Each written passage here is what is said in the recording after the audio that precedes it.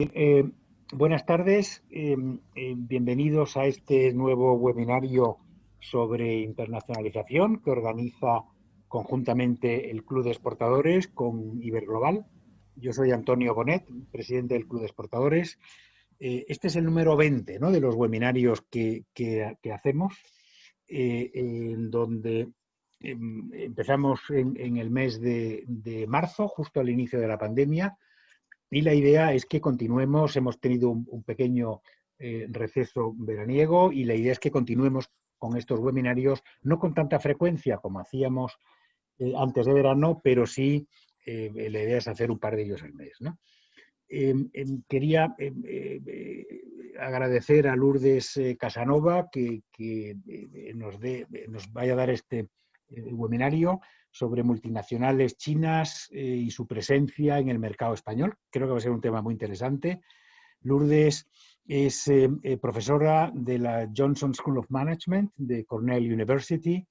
Tiene montones de libros, papers, artículos publicados. Ha dado clase en diferentes universidades, en INSEAD, por ejemplo, ha sido visiting professor de bastantes sitios, es especialista en economías emergentes y en empresas, ¿no?, en economías emergentes, y ha dado clase en diferentes programas a ejecutivos, directivos empresariales de montones de empresas, ¿no? Lourdes, gracias de nuevo por participar en este webinario. El programa de hoy lo vamos a hacer como tradicionalmente, tendrá 1 hora de duración. Empezaremos por una charla de Lourdes y luego tendremos pues unos 15-20 minutos de preguntas, en debate. Para hacerlo lo pueden hacer a través en la pantalla en Zoom, abajo preguntas y respuestas. A través de ahí pueden poner por escrito las preguntas o los comentarios que quieran hacer, y Enrique Fanjul, que es socio director de Iberglobal, es quien va a moderar el debate. Y sin más, pasamos a lo verdaderamente importante e interesante, que es lo que nos vas a contar y a presentar. Lourdes, de nuevo, muchas gracias. Gracias a ti, Antonio, por la invitación, y también a Enrique. Como le comentaba a Enrique antes de empezar el webinar, me hace mucha ilusión estar aquí con Iberglobal porque recibes cantidad de boletines por email, pero hay uno que yo creo que desde que se lanzó, que siempre guardo para leerlo, y que definitivamente es Iberglobal. Yo creo que hacéis una gran labor para resumir lo que pasa en el mundo, y también la conexión con España, que bueno, pues yo llevo muchos años fuera, pero siempre mantienes tu conexión con tu país. Entonces, voy a empezar, a ver, aquí. Entonces voy a empezar con las transparencias y luego dejaremos, como decía Antonio, tiempo para las preguntas. Entonces, lo primero, este es un libro que escribimos, que salió en diciembre del año pasado, hace unos meses, sobre las multinacionales chinas. Entonces, como le comentaba también Antonio antes de empezar, bueno, siempre he trabajado con mercados emergentes desde hace 30 años. Mercados emergentes entonces era Latinoamérica, y también en los 90 es cuando se empezaron a formar las multinacionales españolas. Entonces yo, por una serie de circunstancias, pues también publiqué muchos estudios de caso. Mi primero fue sobre Telefónica, por una serie de circunstancias, porque dirigí los programas que mi escuela hacía, que era INSEAD en aquel momento, yo era profesora de INSEAD, hacía programas ejecutivos para los top de Telefónica, de BBVA. Yo estuve con Cemex, un programa enorme que se hacía con Stanford, INSEAD y el TEC de Monterrey, otros grandes programas con la Confederación Nacional de Industrias en Brasil y otros, y con Chile. Entonces, siempre digo que ahí es donde aprendí todo lo que sé, o la mayoría de lo que sé, de las empresas. Entonces, con la idea de que las empresas son una parte fundamental en el desarrollo de cualquier país. España tiene un número un número mayor del que le correspondería por su tamaño de economía y por su PIB per cápita en el Fortune Global 500. O sea que España ha apostado mucho por eso. Y aún recuerdo una portada de Actualidad Económica en los 80 que decía en la segunda invasión napoleónica, aún recuerdo, porque cuando España se abrió hubo una invasión de empresas francesas, pero luego eso sirvió un poco como reactivo, y yo creo que con el liderazgo de Telefónica, una empresa que sigo admirando muchísimo, las empresas españolas, y también con el apoyo de muchos especialistas y definitivamente, directa o indirectamente, organizaciones como Iberglobal han ayudado, todo el expertise que hay ahí ha ayudado a esa expansión, y esperemos, estamos en un momento de nuevo, en un cruce de caminos, en un momento muy importante, esperemos, está Iberdrola entre los asistentes, Ferrovial y otras grandes empresas que han seguido lo que fue al principio el ejemplo de Telefónica, y España, su economía ha ido bien y se ha de reconocer pues también por el liderazgo de muchas de sus empresas y de los gestores que hicieron posible esa expansión. Entonces, en el 2012, de INSEAD tuve una oferta de Cornell, y bueno, tuvimos una doble oferta, mi marido y yo, y nos vinimos a Cornell. Y entonces lo que fue interesante es que todas las escuelas de negocios, no solo Cornell, todas, IS, ESADE, Instituto de Empresa en España, EADA, otros en España, todas seguimos enseñando sobre empresas americanas. Son líderes en muchas industrias y ejemplos de excelente gestión. Pero mi especialidad ha sido siempre mercados emergentes y dentro de eso multinacionales emergentes. Entonces me ofrecieron ser directora del Instituto de Mercados Emergentes. Y entonces, con una colega a la que conocía, que había estado en UNCTAD muchos años, pensamos en lanzar este informe. Y de hecho, ESADE tiene un informe sobre las multinacionales españolas. Xavier Mendoza, con el que he trabajado mucho y al que admiro muchísimo. Entonces yo pensé, vamos a hacer algo similar. Mi colega había trabajado en el World Investment Report sobre empresas multinacionales emergentes. Y entonces empezamos a lanzar este informe. Aquí está el enlace, se puede bajar gratuitamente, que publicamos cada año. Este año publicaremos el cuarto. Entonces, el primero es el surgimiento de China, el que lanzamos en el 2016. Y lo que es muy bonito es la foto que pusimos, porque fue la ampliación del Canal de Panamá, que fue dirigido y hecho, multinacionales españolas fueron líderes de esa ampliación. Fue la mayor obra de infraestructura en mercados emergentes, quizá la mayor obra de infraestructura ese año inaugurada. Y como un signo de los tiempos, había que pagar para ser el primer barco que pasara por el canal ampliado, y COSCO pagó. Entonces, un barco chino atravesando Latinoamérica. Como he dicho antes, yo había trabajado mucho con empresas latinoamericanas y lancé el primer libro que se escribió, se han escrito muchos desde entonces, sobre empresas latinoamericanas, pero también trabajé con Casa Asia. Y uno de los trabajos que hice fue, Casa Asia publicaba en aquel entonces lo que llamaba un informe de triangulación, y yo escribí el tercero, o sea, el tercero que se hizo, porque los otros dos, ahora no recuerdo el nombre de la persona que los publicó, pero el tercero lo hice yo. O sea que como España fue, y lo ha sido, plataforma, y de hecho COSCO, la empresa china, tiene sus oficinas en España para Latinoamérica también. Como las empresas españolas habían sido una plataforma de entrada para las empresas chinas en Latinoamérica. Entonces, estos son los títulos de los 4 informes. Todos tienen que ver con el tema del año del instituto. O sea, que el instituto tiene un tema que es para la conferencia, para el informe, y este año el tema es 10 años que han cambiado los mercados emergentes, sobre todo China, y Latinoamérica no le ha ido tan bien, pero sí, la mayoría de mercados emergentes les ha ido muy bien en estos 10 años. Entonces, estos son los temas. O sea, se habla mucho de la parte macro y menos de las empresas.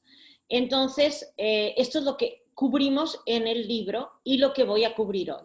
Primero, cómo han subido de forma muy rápida, cómo son diferentes, que son competidores enormes porque cambian en parte las reglas del juego, y luego cómo se han expandido también agresivamente. Luego, el día después, o sea, después de la pandemia, y China y España, que es lo que me pidió Enrique que cubriera hoy. Entonces, a ver, lo primero, y esto ha sido tan de repente, han sido 10 años, también cuando estaba preparando la presentación y leyendo todos los informes, hay un artículo muy interesante de Andrés Ortega también sobre China y España, también siempre se dice lo mismo. El crecimiento chino, que es de 40 años, pero se ha notado en los últimos, y sobre todo la crisis financiera global. Y aquí lo veis en rojo, la línea, 119 empresas chinas el año pasado. Este año ya ha sucedido el surpaso, hay más empresas chinas, se acaba de publicar y lo estamos poniendo al día, más empresas chinas por primera vez en el Global 500 de Fortune, que es uno de los rankings más antiguos que comparan empresas de todo el mundo. Esto siempre lo había dominado Estados Unidos, las empresas estadounidenses, y ahora, por primera vez, hay más empresas chinas que estadounidenses. También hay otro ejemplo muy claro, a veces se nos olvida que España era el tamaño de Argentina hace no tanto, y España también, cómo ha sido una transformación tremenda. Sí, ha habido ayuda europea, pero ha sido mucho el espíritu emprendedor de empresas de todo tipo, grandes, medianas y pequeñas. Y lo mismo ha sucedido con Corea, que este año lo vamos a graduar, ya no es un mercado emergente claramente, pero sí Corea ha hecho lo mismo y tiene un número desproporcionado, mayor del que uno podría esperar, de empresas, lo mismo que China, que las apoya también Brasil, India, Rusia y México. Okay, un segundo. También no solo hay empresas, y tenemos Ferrovial aquí, pero las empresas chinas dominan industrias que hace 10 o 15 años no había ninguna empresa china y ahora dominan. Por ejemplo, la banca. Cuando hablo de Industrial Commercial Bank, ICBC de China, hasta hace muy poco, incluso ahora, cuando hablo en mi clase de este banco, no lo conoce nadie. Es el mayor por assets, del mundo, y a nivel de capitalización de mercado aún está a veces JP Morgan más mayor, pero ya Industrial and Commercial, ICBC es el segundo, Industrial and Commercial Bank of China. O sea, 4 de los 5 mayores bancos por assets del mundo son chinos. Y JP Morgan es el cuarto. A veces también aparece BNP Paribas como mayor que JP Morgan en términos de assets, y por capitalización de mercado, como comentaba, es JP Morgan, pero ICBC es el segundo, y hablaré de este banco después porque tiene una presencia importante en Argentina y en Latinoamérica y oficinas en Madrid y en Barcelona. Pero en términos de construcción, también las 5 primeras empresas del mundo son chinas, por varias razones. Una, porque China, ya sabemos que otro de los focos que ha tenido ha sido mejorar su infraestructura, y para todos los que visitamos China con regularidad es algo que nos sorprende, que te llama la atención. China hoy seguro que tiene la mejor infraestructura del mundo, aeropuertos, carreteras, trenes de alta velocidad. España tiene el mayor número de kilómetros per cápita de trenes de alta velocidad, pero en infraestructura total es China la que es mayor.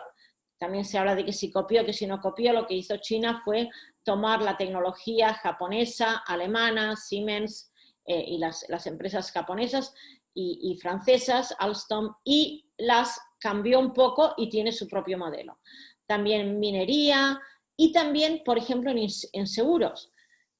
Y de nuevo, cuando hablo en mis clases y tenía una estudiante de Allianz y le dije, ¿cuál es la empresa mayor de seguros del mundo? Allianz, claro. No, es Ping An. Nunca había oído y se puso a mirarlo porque no se lo creía. Ok, entonces vamos a decir por qué son diferentes. Primero, por algo que se habla muchísimo, que es, hay muchas que son propiedad del gobierno, eso es.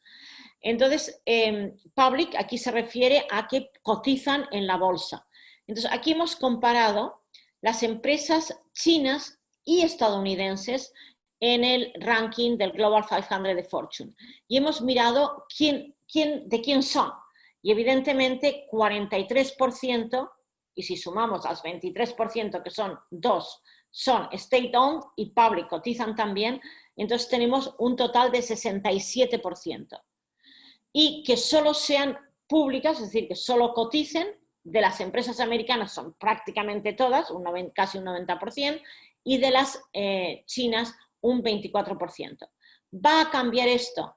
Seguro que no. Seguro que, y más ahora después de esta crisis, vamos a seguir viendo una gran propiedad del Estado en las empresas grandes chinas. Otra cosa interesante, definitivamente los márgenes están muy influidos por muchas razones. Hay industrias con mucho margen y otras que menos. Definitivamente retail no tiene mucho margen. Pero si comparamos los márgenes de las empresas chinas en rojo con las márgenes de las empresas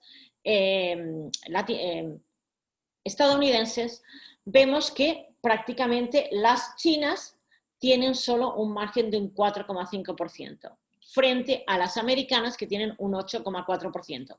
Es decir, la empresa china sacrifica su margen para mejorar para crecer.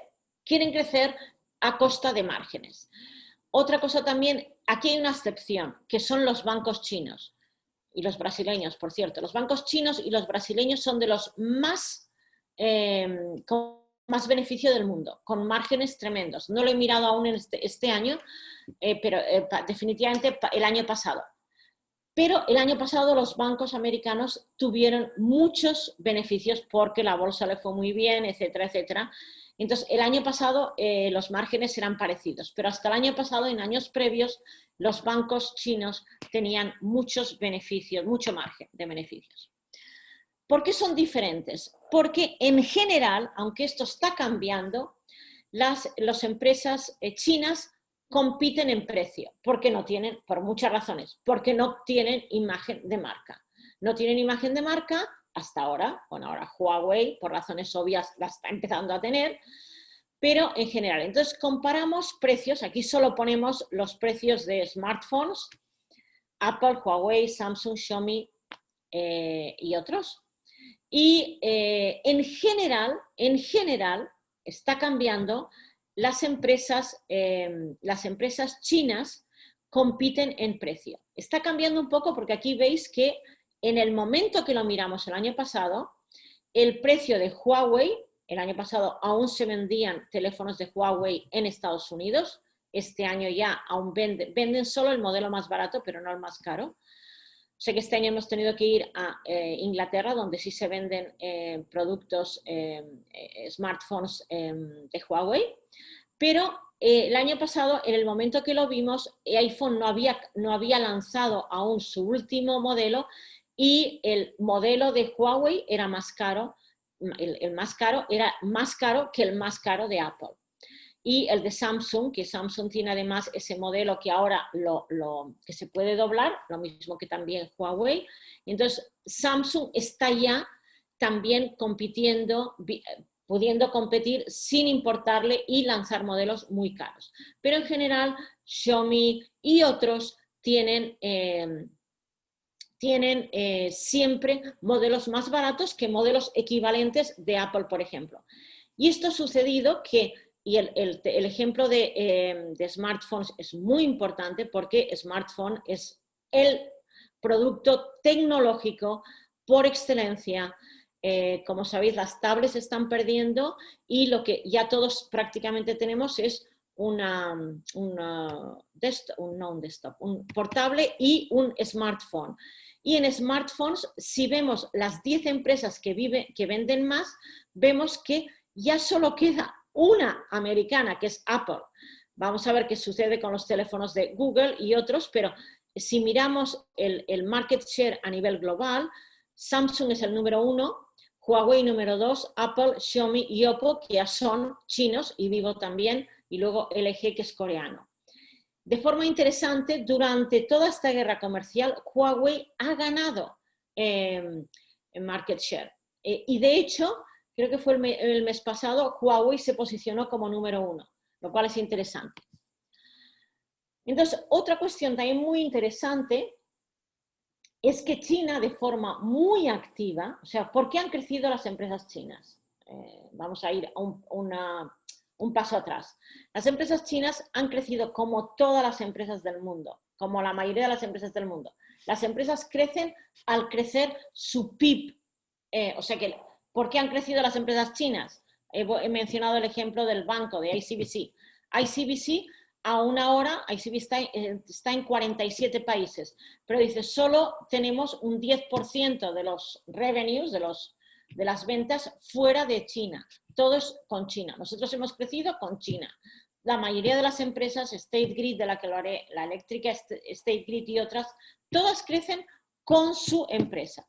Pero resulta que también el gobierno ha tenido este programa de Go Out y ha favorecido la expansión de las empresas chinas globalmente. Entonces, aquí vemos cómo esto ha cambiado desde el 2010 al 2018.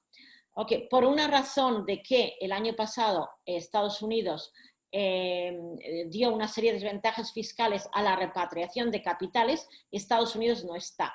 Pero Estados Unidos siempre está, este año no está, por eso, y entonces hubo más capitales que volvieron de los que salieron por esa anomalía fiscal.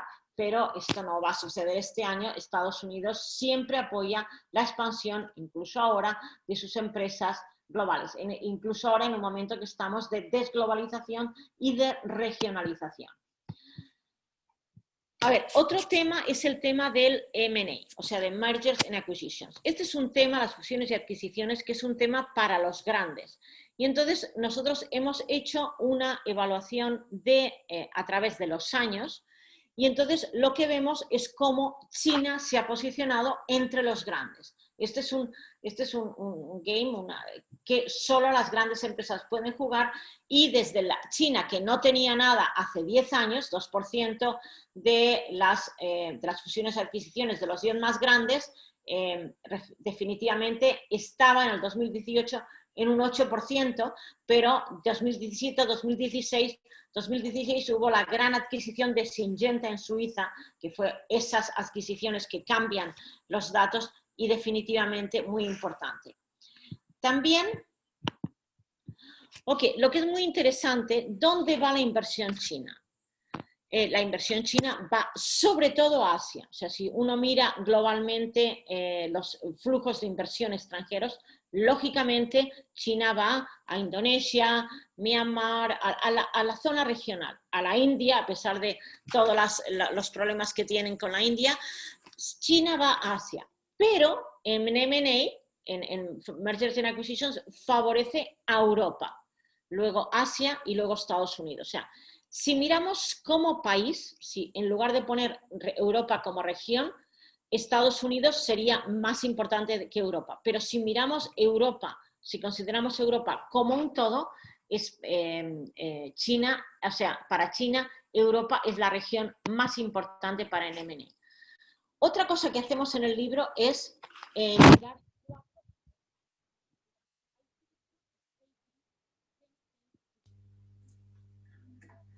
porque es el mayor banco del mundo, y también porque están y compite con los bancos españoles en Latinoamérica. State Grid porque es la mayor empresa eléctrica del mundo, mucho mayor, fíjate que en él es la segunda y tiene 85.000 millones de dólares de cifra de ventas, mientras que State Grid tiene 347.000 millones de dólares. O sea, la diferencia es increíble. Entonces, State Grid también compite con Iberdrola y con Enel, por supuesto, en Brasil. Por varias razones. Primero, porque compraron una eléctrica privatizada brasileña, vamos a ver la contradicción enorme de que una empresa eléctrica privatizada, con todo el dolor que eso supone y todo el dolor, a ver, con todo el sacrificio que eso supone para muchos de hacer estas privatizaciones. Entonces, de repente la compra una empresa estatal china. Vamos a dejarlo ahí, pero supone toda una serie o sea, las decisiones sobre, por mucha independencia que tenga, evidentemente el gobierno tiene una influencia en las decisiones de State Grid. Eso por una parte. Por otra, han construido todo lo que ha sido la infraestructura de la famosa hidroeléctrica en el Amazonas, Belomonte, y hay otra, no sé si se llama San Francisco, para conectarla en la red. Esta empresa tiene una innovación muy interesante y es que cuando se transmite la electricidad se pierde. Y entonces utiliza lo que llama high voltage, o sea, voltaje alto, y logra una tecnología que no es suya, pero que la han perfeccionado y la han llevado a toda su red, a todas las redes que construyen, entonces se pierde menos, con lo cual se gana mucho en eficacia. Luego la famosa Tencent, que es con Alipay, o sea, WeChat Pay y Alipay son los responsables de que en China se pague todo por, bueno, casi todo por el teléfono móvil. La última vez que estuve fui a pagar un pequeño cosita que había comprado en un museo en Hangzhou y no tenían dinero. Entonces, bueno, como no valía mucho, la persona con la que iba pagó por mí y luego se lo devolví. Pero esto es muy curioso, que te encuentras que realmente la gente te mira de forma extraña porque no tienes en el móvil pagos por móviles.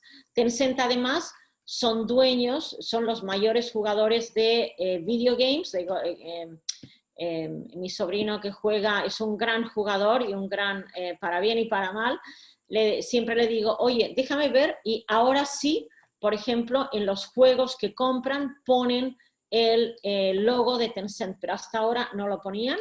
Entonces es muy interesante, es un gran conglomerado, es también a nivel de capital, venture capital, invierten muchísimo, o sea que tienen su propio ecosistema de pequeñas empresas, de startups a las que financian, tanto Tencent como Alibaba. Es curioso porque en Estados Unidos lo que llaman Corporate Venture Capital es súper importante, Tencent y Alibaba, y si no es el gobierno.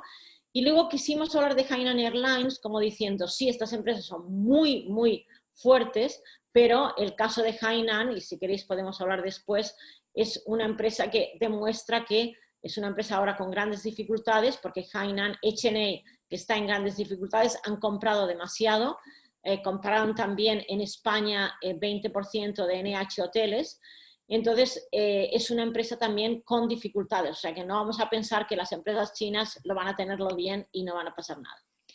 Entonces, primero, the day after. ¿Qué está pasando después de la pandemia? A ver, lo primero es que China es uno de los pocos países a los que las previsiones son de, creo que es China y Vietnam, que son los dos países que hasta ahora la previsión se dice que van a quedarse en terreno positivo este año. Primero fue el FMI que lo dijo en abril del 2020, pero ahora también hay un estudio de UBS que dice que es probable que lleguen al 2%. Vamos a ver, es aún pronto para decirlo, pero definitivamente la actividad manufacturera ha vuelto. Después, las compañías, el presidente Xi está por todo el país diciendo que hay que aumentar el consumo y evidentemente también siguen exportando. Las exportaciones a todo el mundo, desde mascarillas a otras, están en momentos muy altos y también van a seguir continuando su foco en mercados emergentes, Latinoamérica, África. Sí, vamos a ver también qué pasa, quién gana las elecciones y cómo va a haber esta famosa guerra comercial, qué va a pasar. Mi opinión es que va a continuar, gane quien gane, va a continuar, porque China se ha convertido un poco como el chivo expiatorio en Estados Unidos y siempre va bien dar la culpa a otra persona, a otro país en este caso.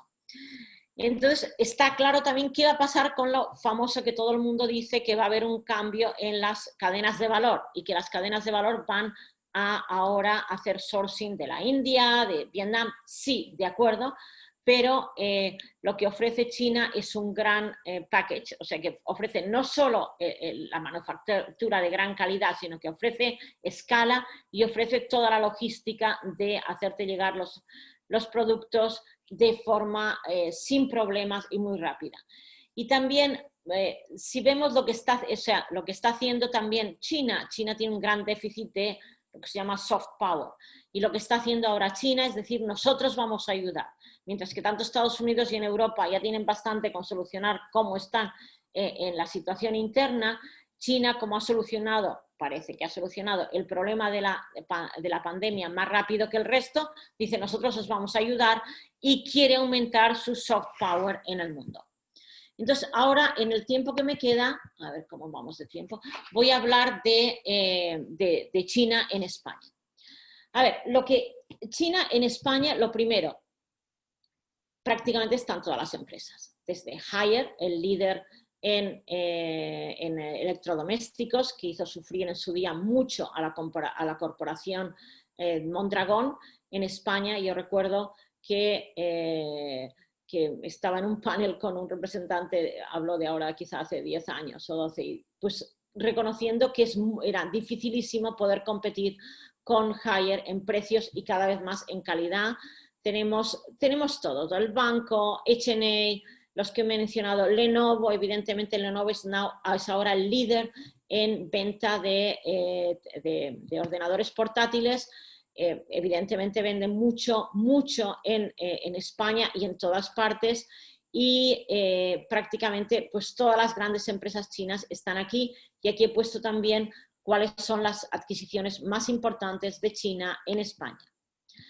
Entonces, a ver, para poner esto en perspectiva, o sea, ¿por qué ahora hay como esa especie, y hablaré de esto en un minuto, por qué hay esa especie de, como de miedo?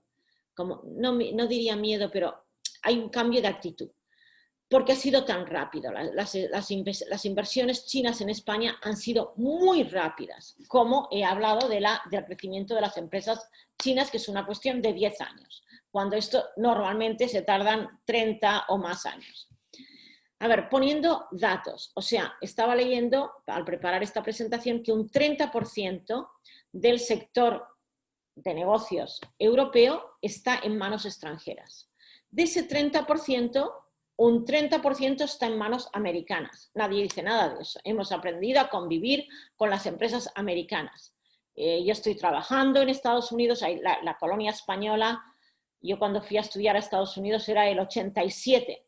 Éramos nadie, o sea, no había. Yo tuve la suerte de tener una beca Fulbright, pero poquísima gente en el 87, poquísima.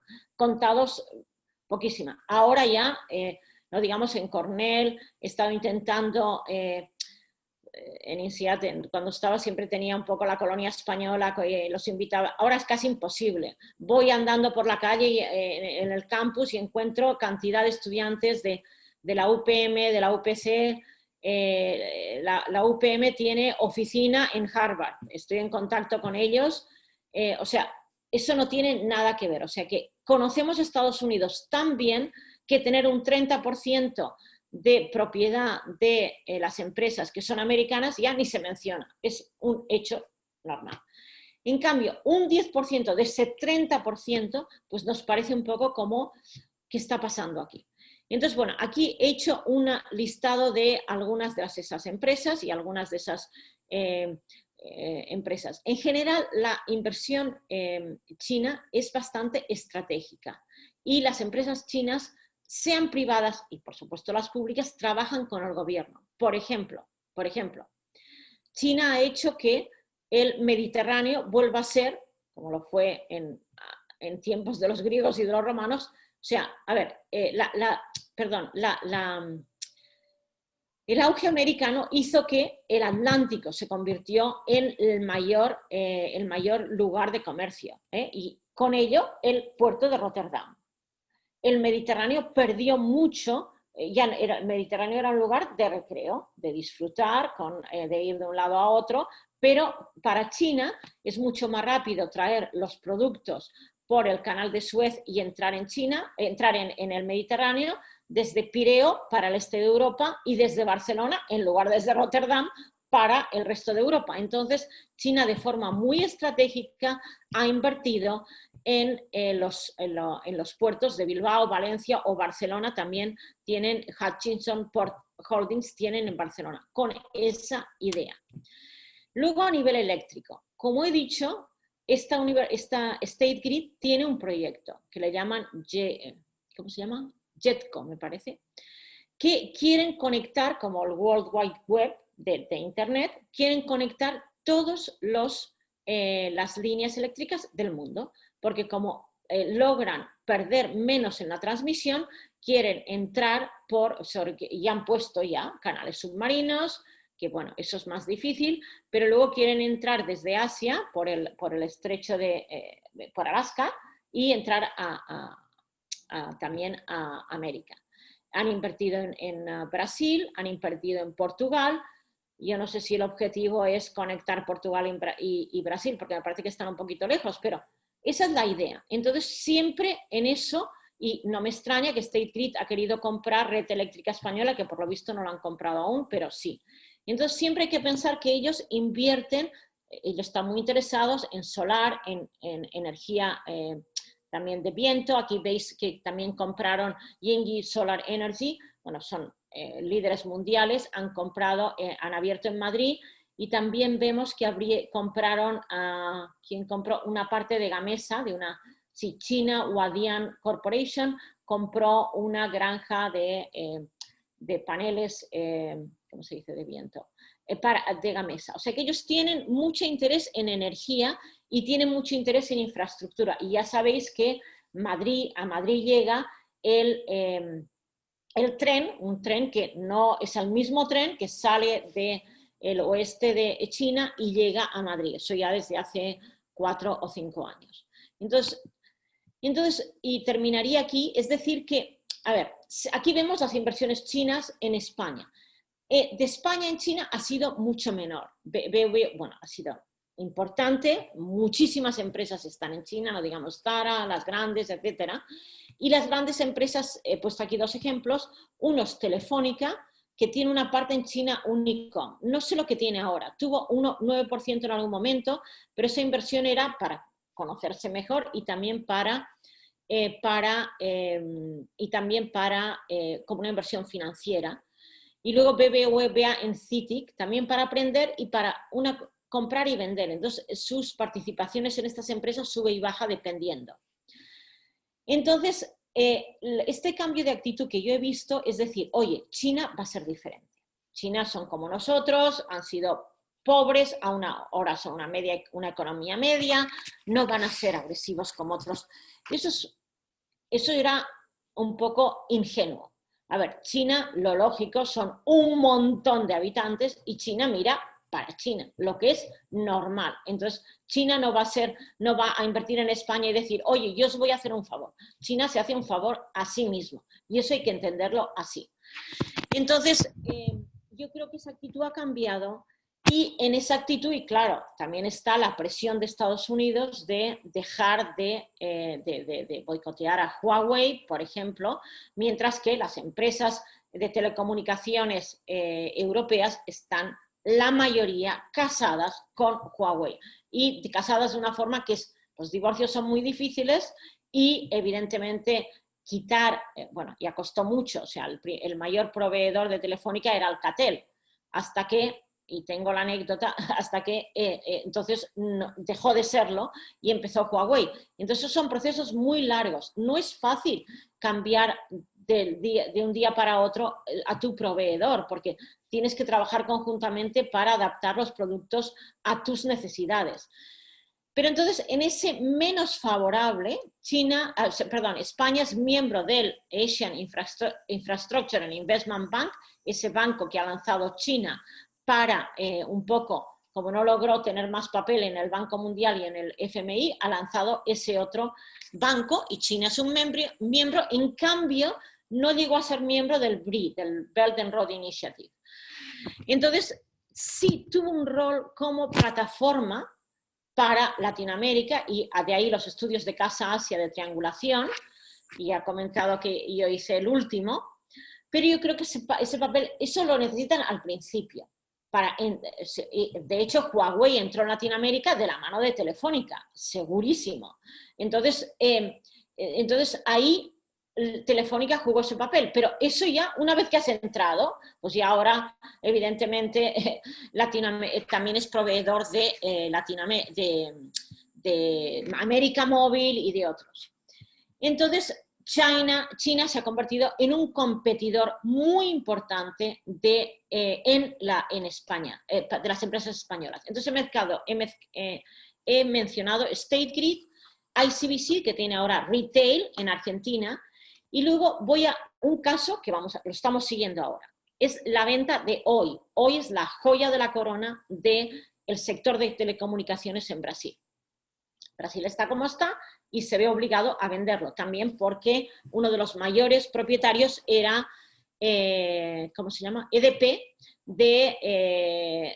y por el Banco Espíritu Santo, pues EDP más o menos bancarrota por el escándalo y por toda la corrupción que hubo en el Banco Espíritu Santo. Una larga historia. El caso es que hoy está en venta. Entonces, China Móvil, hoy por hoy la primera, segunda o tercera empresa por revenues de telecomunicaciones del mundo, dijo, ¡ay, yo lo quiero comprar! Y no solo eso, sino que Huawei en plena polémica dijo, ¡uy, yo me voy a aliar con China Mobile y vamos a comprarlo! Entonces, hoy se está vendiendo en partes. Entonces, ahora están vendiendo la parte móvil y de repente Telefónica, que está en condiciones financieras como las que está, dice que se alía con América Móvil y Telecom Italia, los mayores jugadores en telecomunicaciones en Brasil, y la van a comprar ellos. Esto no se ha solucionado aún, China Móvil no ha dicho nada más, vamos a ver qué pasa, pero esto está pasando ahora mismo. Entonces, y termino aquí, ¿yo qué diría? A ver, primero, China es la segunda economía del mundo, a mucha diferencia de la tercera. Estamos en un mundo bipolar, estamos donde estamos y no deberíamos subestimar la fuerza de este país. Lo primero, tenemos que conocer el país. IS en España fue miembro fundacional de CEIPS, la Escuela de Negocios Europea en Shanghái. Eso es muy importante. O sea, lo mismo que hacemos con Estados Unidos, tenemos que empezar a hacerlo, y ya se está haciendo, con China. Tenemos que hacer intercambios, las universidades hay intercambios, como ahora en España, si no hablas inglés, todos mis sobrinos en España, todos hablan en inglés, mis hermanos no tanto, mucho menos, y ha habido una obsesión para que todos los sobrinos hablen inglés lo mejor posible porque es muy importante. Pero esto está cambiando. Tenemos que ahora, la otra generación tendrá que también considerar el chino como importante. Es un competidor muy importante y las historias que yo oigo, hice una presentación en la Cámara de Comercio, yo nací en Lleida, hice una presentación para la Cámara de Comercio y entonces era el momento en el cual había esta peste porcina en China y claro, para los mataderos y las granjas de la zona, pues estaban encantados, una oportunidad tremenda. Entonces, ¿qué había pasado? China envió inspectores para los matadores, para las empresas, y solo las empresas que ellos autorizaban podían exportar productos porcinos a China. O sea que España tiene que negociar como país y también con la Unión Europea. Uno solo se pierde en un país tan grande y tan importante como China. Entonces, vamos a dejarlo aquí y voy a parar y veo que hay una pregunta.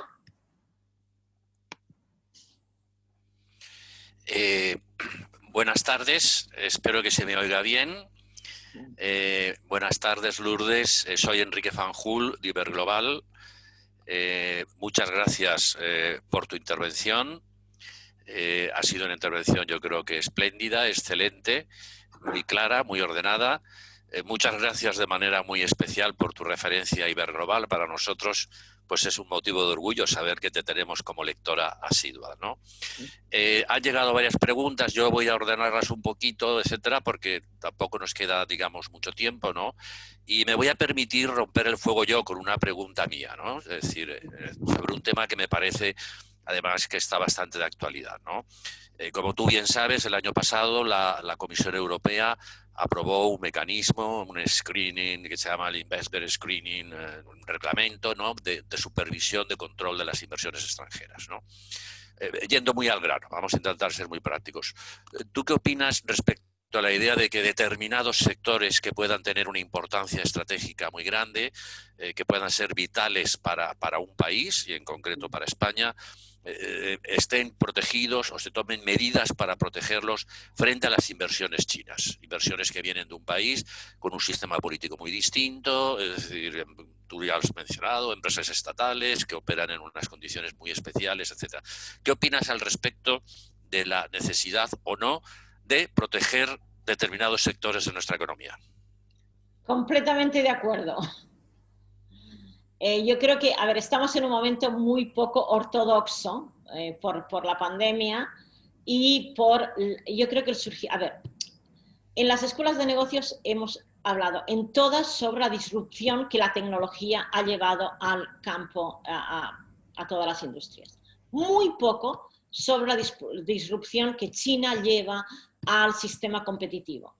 Definitivamente, tú no puedes competir. Si tú eres una empresa sola, no puedes competir con China. Vamos a decir, incluso las grandes, Google, Amazon, Facebook, están todas bloqueadas en China por el gobierno. Entonces, eso ha favorecido el crecimiento de todas, de Tencent, Alibaba, Baidu, todas las que quieras, JD, Entonces, yo creo que no queda otra. También, a ver, no he presentado aquí cómo no vamos a olvidar que los costes laborales en China son aún bajos, por mucho que se diga que han subido. Pero a todos los niveles, estaba viendo que el sueldo medio de un CEO en Estados Unidos, de las empresas públicas más grandes, de las 500 más grandes, es $13 millones. El sueldo medio de un CEO de las empresas más grandes chinas tienen otras ventajas, pero es como $500.000. Entonces, tuve una presentación en mi clase de un ejecutivo de un banco chino, es igual, no vamos a decir cuál. Y entonces, evidentemente, bueno, ¿y cómo va? Oh, no, es que de tecnología tenemos la mejor del mundo. ¿Por qué? Porque es barata. Es barata porque los sueldos son baratos. O sea, los sueldos son baratos, no solo. Aquí hablamos mucho de los costes laborales baratos, de la mano de obra barata. Sí, pero es que los sueldos son baratos, son más bajos a todos los niveles. Con lo cual, pues algo como la tecnología, que es muy cara de desarrollar, es también barato en China. Entonces, yo creo que ante este gran reto que representa China, o sea, a ver, el pastel se ha hecho más grande y eso hay que verlo como algo positivo. Pero para poder competir, definitivamente, yo creo que los gobiernos, otra cosa que está pasando, los gobiernos están back in business. En Estados Unidos, por supuesto, con el presidente Trump, y yo creo que esto va a continuar, y esto en parte lo ha provocado la pandemia, pero en parte lo está provocando en gran parte el surgimiento de China. O sea, los gobiernos are back in business, seguro. Muy bien, muchas gracias. Bueno, hay varias preguntas. Voy a leer una sobre un tema también, yo creo que muy interesante y de mucha actualidad, que es el tema de África, ¿no? Que es un continente sobre el cual está habiendo en España una creciente importancia. Como probablemente sabrán muchos de las personas que están asistiendo, la Secretaría de Estado de Comercio está lanzando una iniciativa que se llama Horizonte África, ¿no? Y en el Club de Exportadores se han desarrollado actividades relacionadas con África. La pregunta dice: muchas gracias por la conferencia, ha sido excelente. Mi pregunta, dice que España puede actuar como plataforma para entrar en África y LATAM. ¿Le parece viable entrar de la mano con empresas chinas?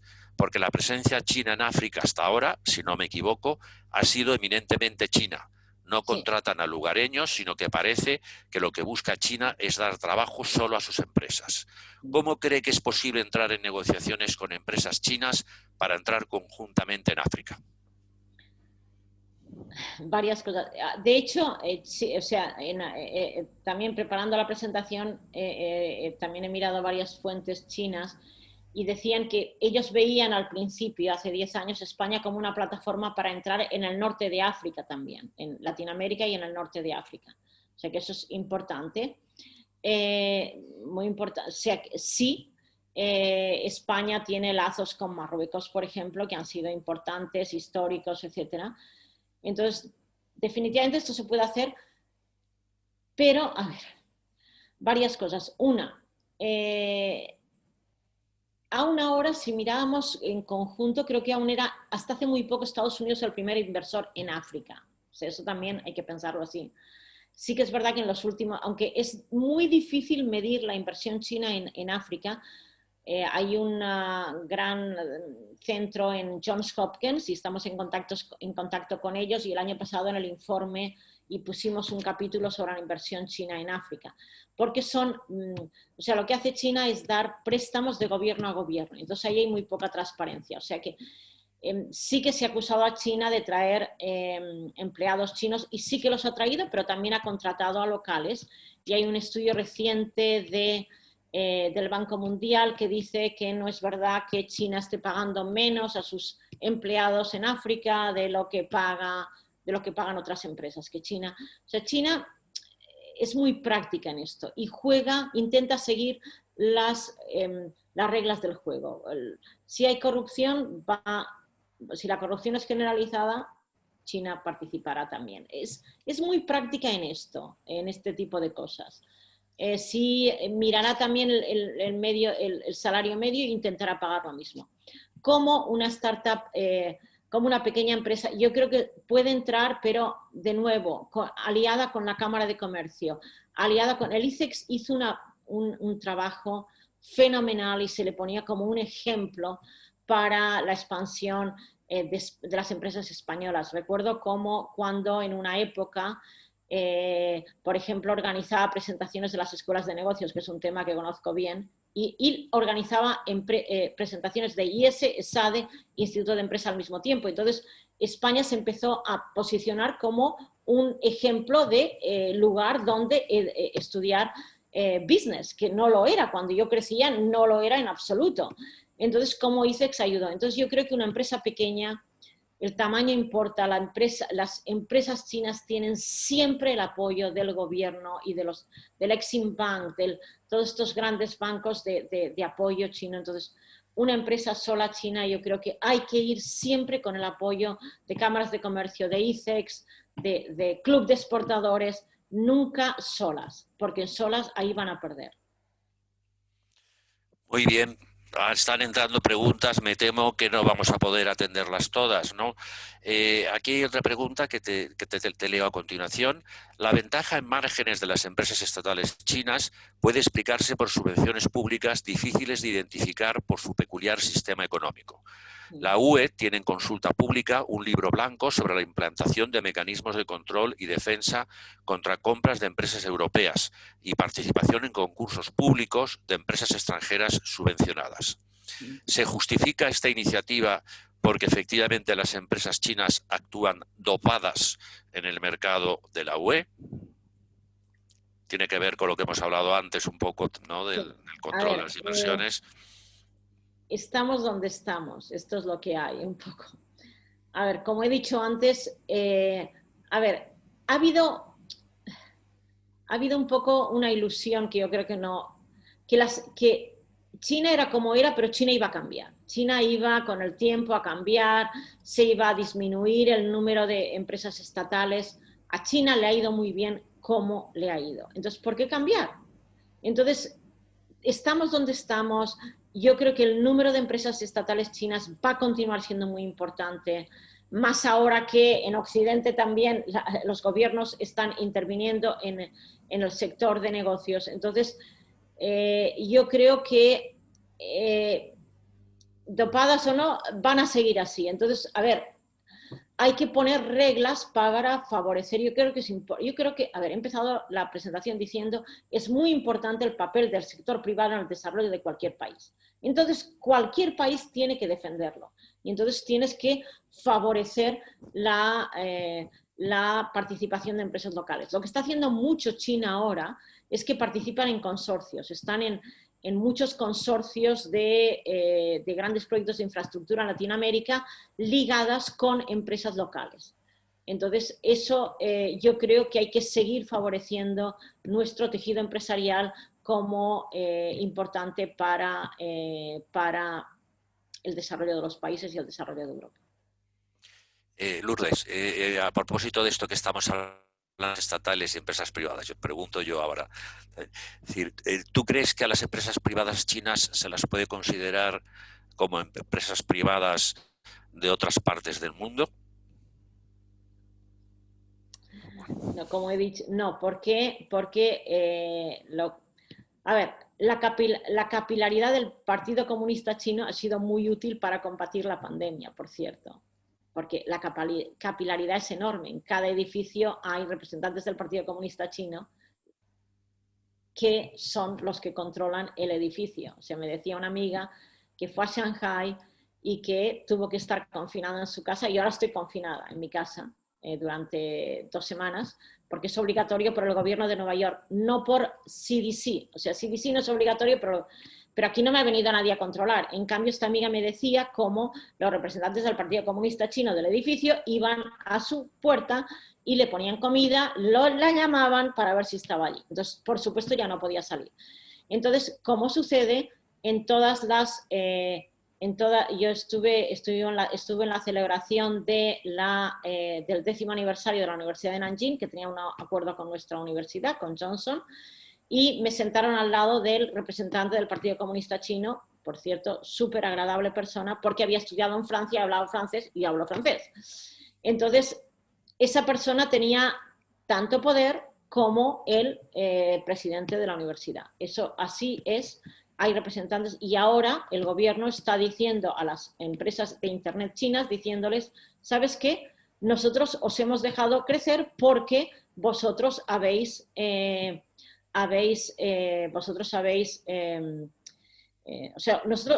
crecido porque nosotros hemos controlado la entrada de empresas extranjeras. Entonces nos tenéis que dar una parte del pastel. Eso está pasando ahora. Y el presidente de JD, que por cierto está en un escándalo personal en Estados Unidos y tuvo que salir de Estados Unidos, este presidente ha dicho que el ideal, que es la segunda empresa de e-commerce de China, ha dicho que el mundo ideal es un mundo comunista y él quiere trabajar para ese mundo ideal comunista. Entonces, esto es lo que hay. Es un país con muchas contradicciones, el capitalismo más salvaje, con una economía del Estado, claramente una economía del Estado, y que nos está obligando a Europa y a Estados Unidos a ser más economía de Estado de lo que éramos. Lo del control efectivamente es una característica, parece ser que muy permanente de China. Yo viví en China hace aproximadamente 30 años y efectivamente estábamos sometidos a un control muy estrecho y muy rígido, ¿no? Sintiéndolo mucho, voy a hacer la última pregunta, porque ya nos hemos pasado de las 6 e intentamos siempre mantener, digamos, la puntualidad y cumplir con los horarios, ¿no? Es una pregunta corta. Dice, en China coexisten los sectores público y privado. ¿Cómo se ha generado la estructura de propiedad y el capital de las empresas privadas, desde los pioneros como Jack Ma, fundador de Alibaba?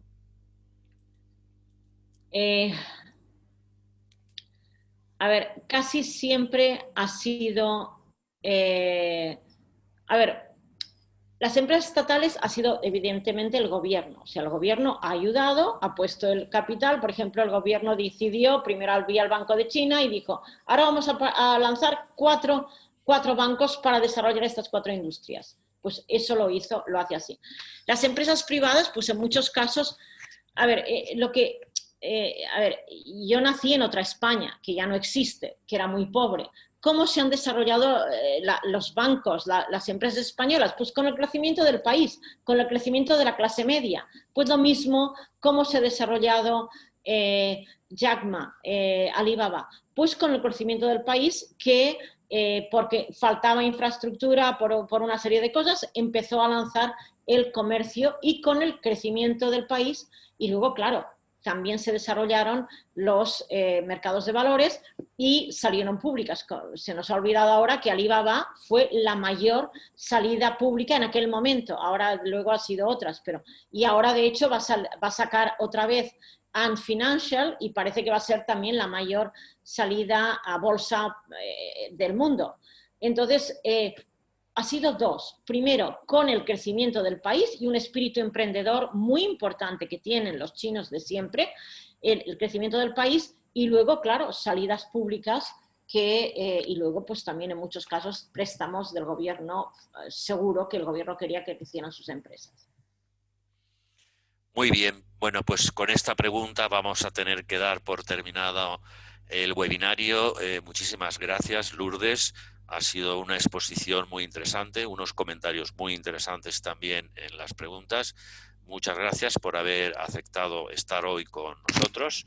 Y nada, te deseamos mucha suerte en Nueva York, que pase pronto el confinamiento, tu periodo de cuarentena, ¿no? Que puedas volver a salir a la calle, etcétera. Y nada, y seguimos un poco en contacto. Y muchísimas gracias de nuevo. Gracias a vosotros. Un placer siempre estar en mi país virtualmente. Muy bien. Perfecto. Pues